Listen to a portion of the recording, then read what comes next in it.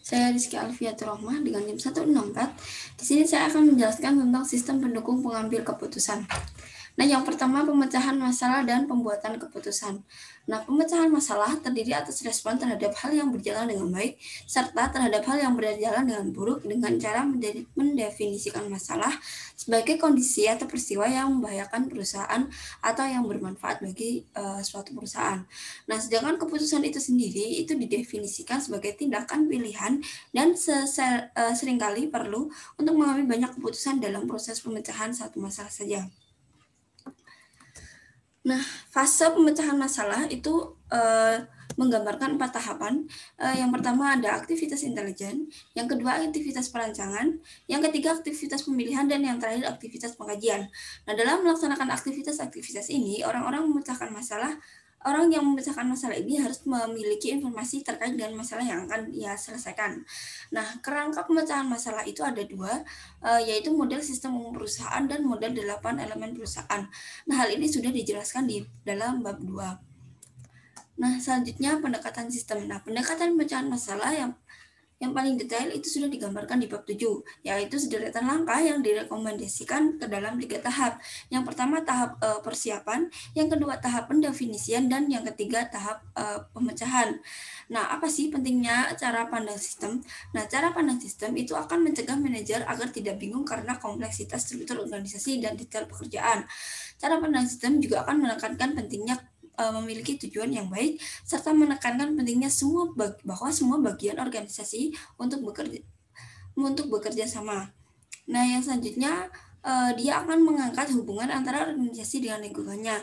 Dan yang terakhir, cara pandang sistem akan menempatkan nilai tinggi pada informasi yang didapat dari input yang hanya dapat dicapai melalui sistem perputaran tertutup. Nah, elemen-elemen proses pemecahan masalah.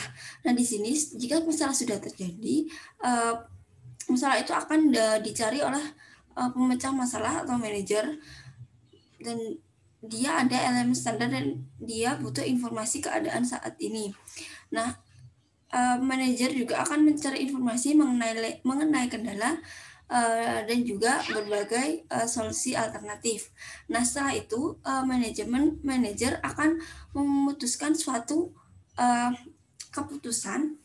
mengambil keputusan guna mendapatkan solusi dari permasalahan tersebut. Nah, membangun konsep. Nah, untuk membangun konsep kita harus memilih solusi terbaik. Nah, untuk memilih solusi terbaik kita perlu mengidentifikasi 3 pendekatan. Yang pertama analisis, yaitu di mana evaluasi atas pilihan secara sistematis dengan mempertimbangkan konsekuensi pilihan-pilihan tersebut. Nah, selanjutnya ada penilaian, dan yang terakhir ada penawaran. Nah, permasalahan versus gejala. Nah, permasalahan sudah kita bahas di awal tadi, dan gejala adalah kondisi yang dihasilkan dari suatu masalah. Nah, manajer itu lebih sering melihat gejala dan jarang melihat masalahnya. Nah, struktur permasalahan itu ada 3. Yang pertama masalah terstruktur, masalah semi terstruktur, dan juga masalah tidak terstruktur. Nah, masalah terstruktur itu terdiri atas hubungan antara berbagai elemen yang semuanya dipahami oleh orang yang memecahkan masalah. Sedangkan yang semi struktur itu terdiri atas beberapa elemen yang dipahami oleh pemecah masalah dan beberapa ada juga yang tidak dipahami. Sedangkan yang tidak terstruktur itu adalah yang tidak memiliki elemen atau hubungan antar elemen yang dipahami oleh orang yang memecahkan masalah. Nah, jenis keputusan itu ada 2, keputusan terprogram dan juga keputusan tidak terprogram. Nah, keputusan terprogram itu bersifat repetitif dan juga rutin. Sedangkan yang tidak terprogram itu bersifat baru dan tidak terstruktur serta penuh konsekuensi. Nah, sistem pendukung pengambilan keputusan. Nah, sistem pendukung pengambilan keputusan atau decision support system itu digunakan untuk mendeskripsikan suatu sistem yang didesain untuk membantu manajer untuk memecahkan masalah tertentu. Nah, penekannya itu terletak pada kata membantu. Nah, model DSS ini menghasilkan laporan khusus yang berkala serta output dari model matematika. Nah, setelah DSS diterapkan dengan baik, kemampuan untuk yang memungkinkan para pemecah masalah untuk bekerja sama dengan dalam kelompok itu ditambahkan di dalam model tersebut. Nah, penambahan pengganti lunak groupware memungkinkan sistem tersebut berfungsi sebagai sistem pendukung pengambilan keputusan kelompok atau group decision support system yang terbaru. Nah, selanjutnya ada pemodelan matematika. Nah, jenis modelnya ada 4. Yang pertama ada model fisik, ada model naratif, model grafis, dan juga model matematis. Nah, penggunaan model itu ada keempat jenis model itu memberikan pemahaman dan memfasilitasi komunikasi. Nah, selain itu model matematis juga memiliki kemampuan prediktif, yaitu memberikan pengertian, memfasilitasi komunikasi, dan juga memprediksi masa depan. Nah, kelas model matematis itu diklasifikasikan ke dalam 3 dimensi. Yang pertama model statis atau dinamis, yang kedua model probabilitas atau deterministik, dan yang ketiga ada model optimisasi atau suboptimisasi. Nah, simulasi. Nah, simulasi ini adalah tindakan menggunakan model yang terjadi dalam skenario tertentu dan memprediksi dampak keputusan orang yang memecahkan masalah tersebut. Nah, teknik simulasi itu manajer biasanya melakukan model optimasi hanya sekali. Namun penting juga untuk menjalankan model suboptimasi berulang kali guna mencari kombinasi variabel keputusan yang memberikan hasil yang memuaskan. Nah, selanjutnya format output simulasi. Nah, dia melibatkan berbagai elemen skenario dan variabel keputusan pada layar halaman yang sama seperti output merupakan praktik yang baik. Nah, dengan tata letak seperti ini akan jelas input yang mana yang menghasilkan output. Nah, ini ada kelemahan dan kekurangan pemodelan. Nah, untuk kelebihannya itu dia akan proses model dapat menjadi pengalaman belajar. Selanjutnya, kecepatan proses simulasi memungkinkan sejumlah besar alternatif dapat mempertimbangkan dengan cara memberikan kemampuan untuk mengevaluasi dampak keputusan dalam waktu yang singkat. Nah, model memberikan kemampuan prediksi pandangan ke masa depan dan yang tidak dapat diberikan oleh penyedia informasi lain. Nah, kelemahannya itu ada kesulitan untuk membuat model sistem bisnis akan menghasilkan model yang tidak mencakup semua pengaruh terhadap entitas.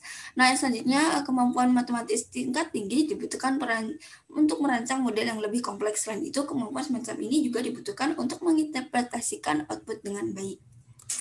Nah, pemodelan matematika menggunakan lembar kerja elektronik. Nah, terobosan teknologi yang memungkinkan para pemecah masalah untuk menyusun model matematika dan tidak sekedar hanya mengandalkan spesialis informasi atau ilmuwan manajemen adalah lembar kerja elektronik. Nah, selanjutnya ada kecerdasan buatan. Kecerdasan buatan atau artificial intelligence atau AI itu adalah aktivitas penyedia mesin seperti komputer dengan kemampuan untuk menampilkan perilaku yang akan dianggap sama kecerdasannya dengan jika kemampuan tersebut ditampilkan oleh manusia. Nah, wilayah AI itu diterapkan di dunia bisnis dalam bentuk sistem pakar, jaringan staf tiruan, algoritma genetik, dan juga agen cerdas. Nah, sistem pakar itu adalah program yang berusaha untuk mewakili pengetahuan keahlian manusia dalam bentuk heuristik. Nah, ada juga yaitu jaringan saraf tiruan atau neural network, ada algoritma genetik, dan juga agen cerdas, seperti yang sudah disebutkan di awal tadi. Nah, konfigurasi sistem ada 4. Yang pertama, konfigurasi antarmuka pengguna. Yang kedua, basis pengetahuan atau knowledge basis. Yang ketiga, mesin inferensi. Dan yang terakhir ada mesin pengembangan. Nah, sistem pendukung pengambilan keputusan. Yang pertama, konsep GDSS. Nah, sistem pendukung pengambilan keputusan kelompok adalah sistem berbasis komputer yang membantu sekelompok orang untuk melakukan tugas atau mencapai tujuan dan memberikan antarmuka untuk digunakan bersama. Nah, bagaimana sih GDSS membantu pemecahan masalah? Nah, asumsi mengenai GDSS adalah komunikasi yang lebih baik, memungkinkan dibuatnya keputusan yang lebih baik. Nah, komunikasi yang lebih baik itu dicapai dengan menjaga agar diskusi kelompok tetap terfokus pada masalah yang dibicarakan, sehingga waktu tidak terbuang sia-sia. Nah, ekstra waktu yang dimiliki itu digunakan untuk mendiskusikan masalah secara lebih mendetail, sehingga didapatkan definisi masalah yang lebih baik. Nah, letak lingkungan GDSS.